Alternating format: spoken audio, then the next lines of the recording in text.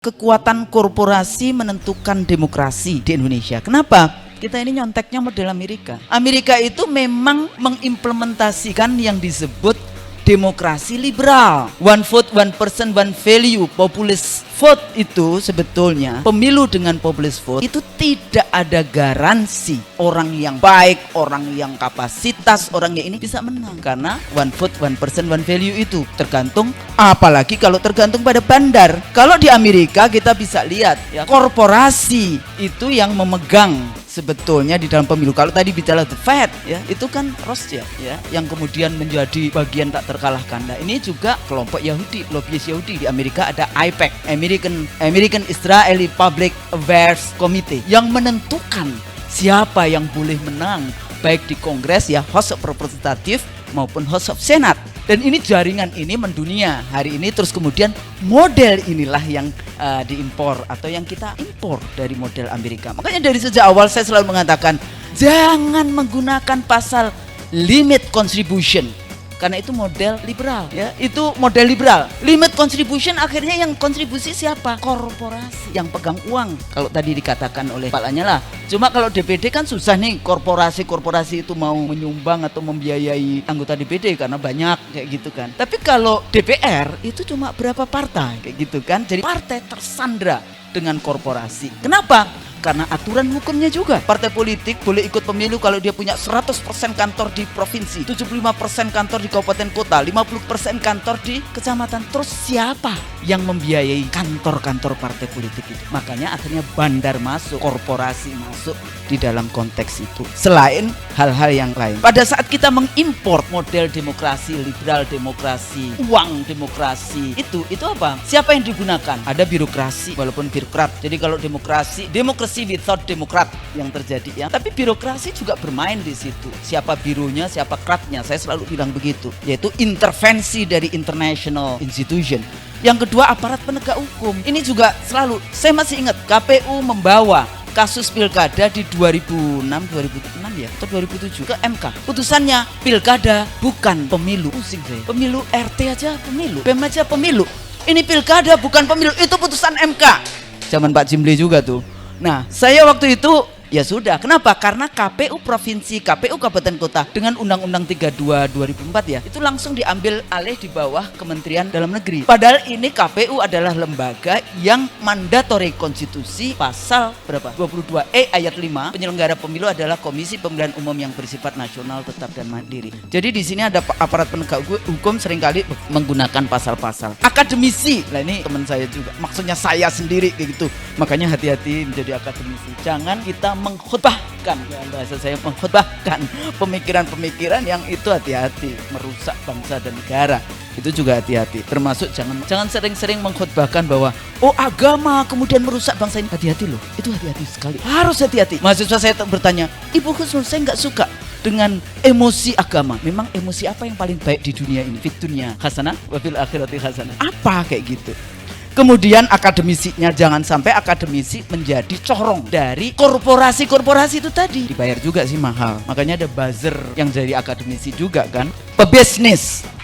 Nah, korporasi pebisnisnya, dia punya kepentingan paling besar di Indonesia, di seluruh dunia. Eksploitasi sumber daya alam, merusak lingkungan, gitu ya. Pekerja diimpor, semua itu. Jadi kalau korporasi itu menjadi kuat, dia akan menentukan kebijakan-kebijakan setelah menang. Artinya disandra siapapun itu oleh korporasi. Karena nggak ada, there is no such a free lunch di dalam konteks itu. Menurut saya kontribusi pada rusaknya demokrasi adalah media.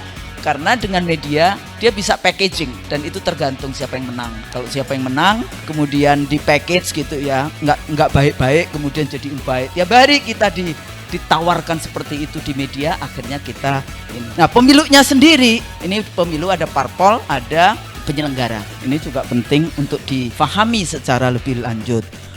Hasil pemilu itu kan sangat penting karena dia menjadi legitimasi dari pembentukan pemerintahan. Nah, kalau pemilunya the liberal Machiavellian election, pemilu terbuka tapi dengan tipu-tipu muslihat atau fabricated election dengan tadi media dan sebagainya, ya susah. Di mana posisi rakyat yang berdaulat? Ya, kita menginginkan ya sudah, kalau pilihannya popular vote, one person one vote one value, artinya semua rakyat itu bisa memilih, tapi ya ada kecuali juga. TKA jangan dikasih ID supaya bisa memilih dan sebagainya. Kalau mau jadi gubernur, jadi bupati, wali kota, itu pertanyaan pertama, punya berapa uang? Biasanya alasannya bukan untuk membayar partai politik per se, tapi untuk menjaga suara itu aman. Nah, berarti di sini KPU gagal. Kenapa gagalnya? KPU sudah dikasih uang rakyat banyak sekali, 25 triliun 2019 kemarin lebih gitu ya, untuk menjaga suara rakyat aman sampai di Jakarta. Nah, kalau KPU, kalau peserta pemilu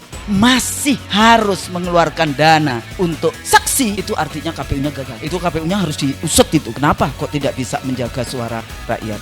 Yang kedua, KPU-nya itu, suksesi KPU itu tidak akan membuat KPU-nya kuat. Anda bisa bayangkan KPU Provinsi Jawa Timur nih Pak, itu baru diganti Januari untuk pemilu April. Bagaimana KPU bisa gagal? Ada lagi yang baru tanggal 1 April menjadi anggota KPU untuk pemilu 17 April. Saya di 2007 ya, sebelum kita selesai, kita sudah laporkan itu kepada Presiden SBY. Tolong KPU Provinsi dan Kabupaten Kota diperpanjang sampai Desember 2009. Supaya apa?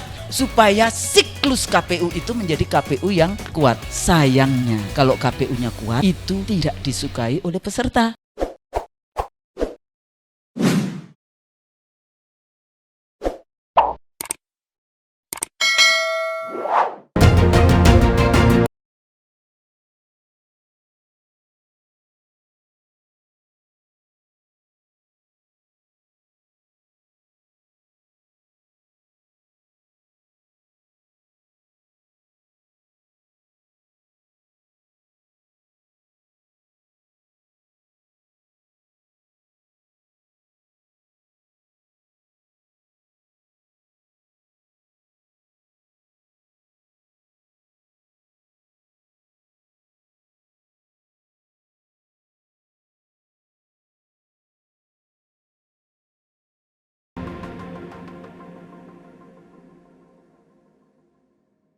Kekuatan korporasi menentukan demokrasi di Indonesia. Kenapa? Kita ini nyonteknya model Amerika. Amerika itu memang mengimplementasikan yang disebut demokrasi liberal. One vote, one person, one value. Populist vote itu sebetulnya, pemilu dengan populist vote itu tidak ada garansi orang yang baik, orang yang kapasitas, orang yang ini bisa menang. Karena one vote, one person, one value itu tergantung, apalagi kalau tergantung pada bandar. Kalau di Amerika kita bisa lihat ya, korporasi itu yang memegang sebetulnya di dalam pemilu. Kalau tadi bicara the Fed ya, itu kan Rothschild ya, yang kemudian menjadi bagian tak terkalahkan. Nah, ini juga kelompok Yahudi, lobbyis Yahudi. Di Amerika ada AIPAC, American Israeli Public Affairs Committee, yang menentukan siapa yang boleh menang baik di Kongres ya, House of Representative maupun House of Senate. Dan ini jaringan ini mendunia hari ini. Terus kemudian model inilah yang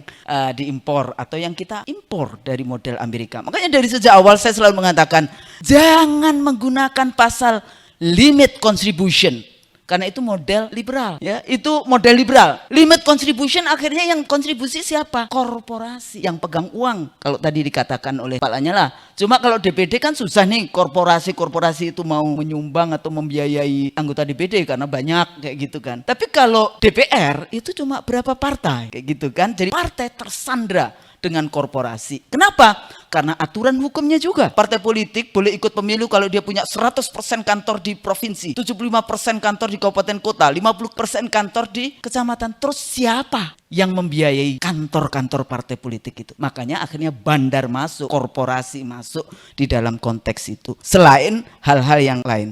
Kenapa hanya selalu akhirnya di 2004 itu ada 5 pasang, 2 kali periode, 2 kali putaran. Selebihnya hanya 2 atau 3 atau 2. Ini kan juga memudahkan para bandar. Kenapa memudahkan? Ya dia bayarnya nggak usah banyak-banyak. Dulu Profesor Bagir Manan, masih ingat saya satu meeting di One Team Press. Pak Bagir di podium. Dia mengatakan, Bu Husnul kita salah. Karena waktu itu kita kampanye untuk direct presidential election. Jadi sebetulnya civil society. Oh iya, kita salah. Iya, saya bilang saya salah kayak gitu kan. Tapi Pak Bagir argumennya apa? Karena tidak akan mungkin ada calon presiden yang bisa menyuap 185 jutaan pemilih. Nah itu argumennya. Tapi Pak Bagirmanan, Profesor Bagirmanan waktu itu di One Team Press kapan ya? Saya lupa. Kita salah Bu Gusnur. Luar biasa kan? Saya juga mengakui salah kita. Makanya nggak masalah kalau harus dikembalikan kepada MPR, tapi nanti mungkin DPD dan sebagainya harus bermain karena itu kembali lagi di dalam konteks ini. Nah pada saat kita mengimpor model demokrasi, liberal demokrasi, uang demokrasi, itu apa? Siapa yang digunakan? Ada birokrasi, walaupun birokrat. Jadi kalau demokrasi without demokrat yang terjadi ya. Tapi birokrasi juga bermain di situ. Siapa bironya, siapa kratnya. Saya selalu bilang begitu. Yaitu intervensi dari international institution. Yang kedua aparat penegak hukum. Ini juga selalu, saya masih ingat KPU membawa kasus pilkada di 2006 ya atau 2007 ke MK. Putusannya pilkada bukan pemilu. Pusing saya. Pemilu RT aja pemilu, BEM aja pemilu. Ini pilkada bukan pemilu, itu putusan MK. Zaman Pak Jimli juga tuh. Nah, saya waktu itu ya sudah. Kenapa? Karena KPU provinsi, KPU kabupaten kota dengan Undang-Undang 32 2004 ya, itu langsung diambil alih di bawah Kementerian Dalam Negeri. Padahal ini KPU adalah lembaga yang mandatori konstitusi pasal berapa? 22E ayat 5, penyelenggara pemilu adalah Komisi Pemilihan Umum yang bersifat nasional, tetap dan mandiri. Jadi di sini ada aparat penegak hukum seringkali menggunakan pasal-pasal. Akademisi, lah ini teman saya juga, maksudnya saya sendiri kayak gitu. Makanya hati-hati menjadi akademisi. Jangan kita mengkhutbahkan, bahasa saya mengkhutbahkan pemikiran-pemikiran yang itu hati-hati, merusak bangsa dan negara. Itu juga hati-hati. Termasuk jangan sering-sering mengkhutbahkan bahwa oh agama kemudian merusak bangsa ini. Hati-hati loh, itu hati-hati sekali. Harus hati-hati. Mahasiswa saya bertanya, Ibu Husnul, saya nggak suka dengan emosi agama. Memang emosi apa yang paling baik di dunia ini? Fit dunya hasanah wa fil akhirati hasanah. Apa kayak gitu? Kemudian akademisinya, jangan sampai akademisi menjadi corong dari korporasi-korporasi itu tadi. Dibayar juga sih mahal. Makanya ada buzzer yang dari akademisi juga kan. Pebisnis. Nah, korporasi pebisnisnya, dia punya kepentingan paling besar di Indonesia, di seluruh dunia. Eksploitasi sumber daya alam, merusak lingkungan, gitu ya. Pekerja diimpor, semua itu. Jadi kalau korporasi itu menjadi kuat, dia akan menentukan kebijakan-kebijakan setelah menang. Artinya disandra siapapun itu oleh korporasi. Karena nggak ada. There is no such a free lunch di dalam konteks itu.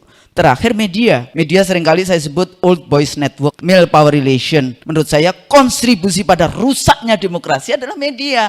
Karena dengan media dia bisa packaging dan itu tergantung siapa yang menang. Kalau siapa yang menang kemudian di package gitu ya, nggak baik-baik kemudian jadi baik. Tiap hari kita ditawarkan seperti itu di media, akhirnya kita ini. Nah pemilunya sendiri, ini pemilu ada parpol, ada penyelenggara. Ini juga penting untuk difahami secara lebih lanjut. Hasil pemilu itu kan sangat penting karena dia menjadi legitimasi dari pembentukan pemerintahan. Nah kalau pemilunya the liberal Machiavellian election, pemilu terbuka tapi dengan tipu-tipu muslihat atau fabricated election dengan tadi media dan sebagainya, ya susah. Di mana posisi rakyat yang berdaulat? Ya kita menginginkan ya sudah, kalau pilihannya popular vote, one person one vote one value, artinya semua rakyat itu bisa memilih, tapi ya ada kecuali juga, TKA jangan dikasih ID supaya bisa memilih dan sebagainya. Ya. Dan ini ada beberapa persoalan. Nah nanti mungkin Mas Kodari bisa ini. Kalau dari segi referensi, siapa sebetulnya yang bisa kita lihat bagaimana yang menguasai itu remote controlnya? Bukan civil society, bahkan political society, tapi business society yang dominan. Melalui apa? Melalui pollsters, lembaga survei. Fungsi dari lembaga survei ini apakah bisa mencari calon-calon capres terutama yang kompeten untuk mengurus 265 juta rakyat Indonesia, atau sekedar yang kita sebut penggiringan opini. Ya ini penting untuk kemudian kita ini. Bahasa lainnya, apakah survei-survei itu mencerdaskan para pemilih atau sebetulnya memanipulasi para pemilih? Ya, yang kedua, lobbyis, iklan di media mahal. Iklan di media itu pemodal dan parpol. Terakhir parpol. Karena tadi dikatakan ya, kalau dulu 2004 nggak ada. Parpol silahkan punya calon sampai 5 pasang calon. 5 pasang calon dari partai yang berbeda, maka ada 10 partai yang terlibat.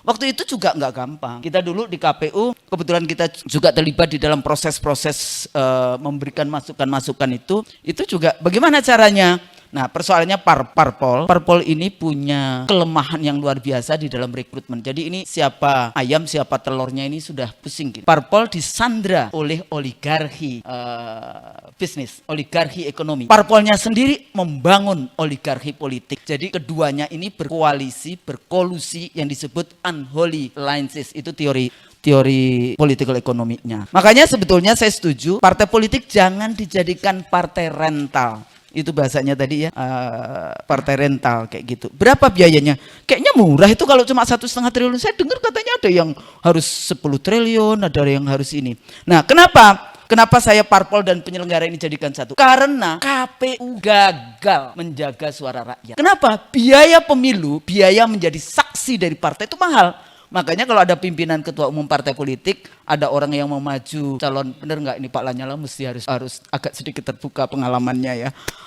Kalau mau jadi gubernur, jadi bupati, wali kota, itu pertanyaan pertama, punya berapa uang? Biasanya alasannya bukan untuk membayar partai politik per se, tapi untuk menjaga suara itu aman. Nah berarti di sini KPU gagal. Kenapa gagalnya? KPU sudah dikasih uang rakyat banyak sekali, 25 triliun 2019 kemarin, lebih kayak gitu ya, untuk menjaga suara rakyat aman sampai di Jakarta. Nah kalau KPU, kalau peserta pemilu masih harus mengeluarkan dana untuk saksi, itu artinya KPU-nya gagal. Itu KPU-nya harus diusut itu. Kenapa kok tidak bisa menjaga suara rakyat?